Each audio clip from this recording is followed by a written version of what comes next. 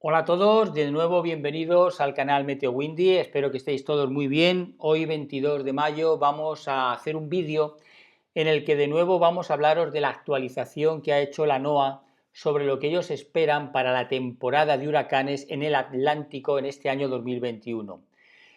Como sabéis, la temporada empieza el 1 de junio. Ahora, sin embargo, ellos han hecho una actualización en este mes de mayo, que por cierto es muy interesante, como vais a ver. Incluso vais a ver alguna gráfica que es también muy reveladora porque indica hasta qué grado muchas veces sus pronósticos son muy acertados o por el contrario sus pronósticos y sus previsiones se alejan de lo que luego realmente se ha podido comprobar o se ha verificado. Así que veréis que realmente es muy interesante ese gráfico que os voy a mostrar a continuación. Y quería mencionaros también que al final del vídeo os voy a poner una página web que es muy interesante, puesto que ellos recomiendan a todas las personas que viven en zonas donde en este caso puedan verse afectadas por ciclones tropicales, cómo en este caso proteger sus vidas ante una situación como esta. Es una página que yo personalmente no la conocía, pero que vais a ver que es una página del gobierno americano, está en español, y que nos ayuda a saber cómo actuar ante todo tipo de desastres. Por ejemplo, nos habla de bioterrorismo, amenazas químicas, sequías, ataques cibernéticos, terremotos, explosiones, calor extremo, tsunamis, huracanes, explosiones nucleares, tormentas invernales, granizadas, rayos, es decir, bueno, como veréis, ya veréis que es muy interesante, yo no la conocía, yo ya me la he guardado porque creo que todo lo que sea prevenir siempre vale la pena saber en ese momento cómo actuar ante tantos posibles desastres que pueden ocurrir. Bien, vamos allá y aquí tenéis lo que es la previsión de lo que la NOAA nos menciona ya a finales de mayo prácticamente para esta próxima temporada que, como sabéis, comienza el 1 de junio. Como veis en el gráfico de la izquierda, pues dice que ahora mismo hay un 60% de probabilidades de que la temporada del 2021 sea superior a la media de los últimos años. Hay un 30% de que sea normal y hay un 10% de que la temporada sea inferior a lo normal. Y luego, como veis a la derecha, pues nos indican más o menos el número de tormentas nombradas que esperan que se formen este año, entre 13 y 20, huracanes entre 6 y 10, y huracanes mayores, es decir, de esos 6 o 10, 3 o 5 pueden ser de categoría 3 o superior. Así que más o menos esta es la previsión que ellos hacen para esta temporada. ¿En qué se basan ellos o por qué dicen que esto es lo que ellos esperan para esta temporada? Bueno, pues se basan en el siguiente esquema que nos han puesto ellos. Nos dicen que, por una parte, sobre todo el tema del niño, la oscilación del sur, como sabéis, el efecto niño-niña, pues va a ser clave también este año para esta temporada.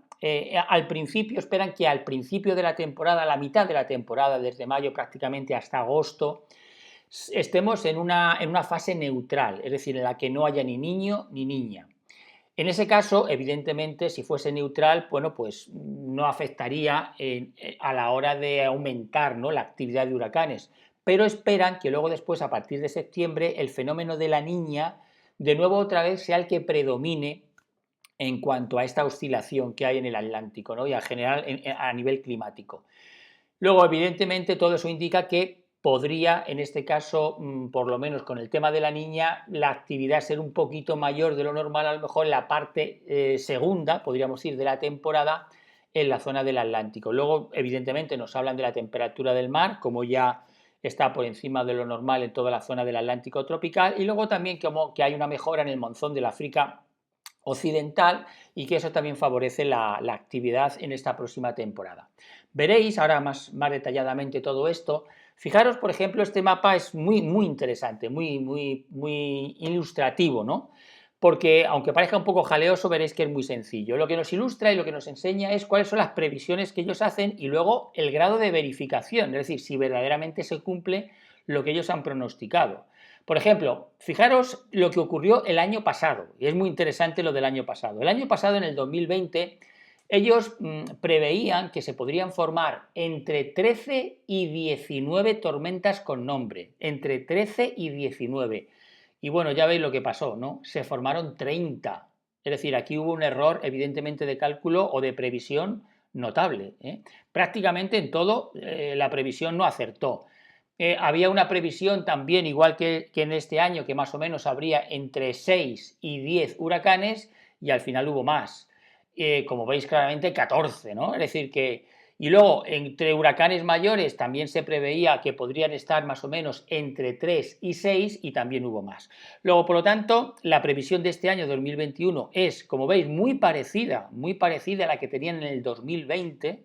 Prácticamente ellos creen que puede haber una tormenta más de la que ellos esperaban para el 2020, que ya sabéis que luego la previsión se confundió porque evidentemente hubo 30. Esperemos que este año, por supuesto, no haya 30 ni 31. Esperemos que este año sí que acierten. Y la verdad es que la mayoría de las veces, como estáis viendo, sus pronósticos son muy acertados y prácticamente, como estáis viendo, aciertan en la cantidad de tormentas, huracanes y luego huracanes de tipo mayor.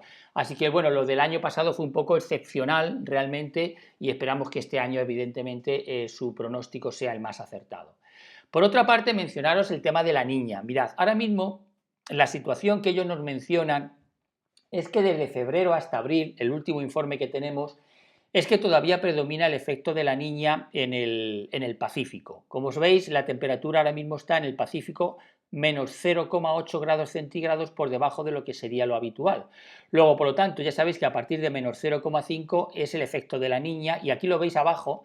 Esta gráfica es muy interesante porque nos ilustra, ¿no?, las anomalías de temperatura que ha habido y por lo tanto desde 1950 y por lo tanto ilustra los episodios de niña, niño, etcétera, etcétera y neutralidad durante todos estos años. Y como veis, evidentemente, ahora mismo todavía estamos en el efecto niña, pero todo indica que poco a poco el agua del Pacífico se va a ir calentando y que por lo tanto puede que el efecto en este caso sea neutral en la primera parte de la temporada. De hecho, observar que se espera que para mayo, junio y julio lo que predomine es el episodio de neutralidad, es decir, ni niño ni niña. Hay un 70% de probabilidades que esta primera parte de la temporada esté bajo el efecto del episodio neutral.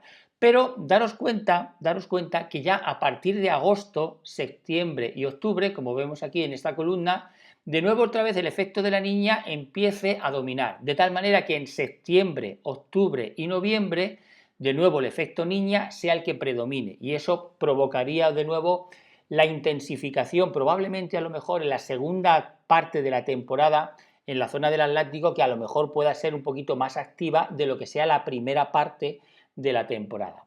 Por otra parte, evidentemente, en la temperatura del mar, bueno, esto no es muy fácil o muy difícil de ver.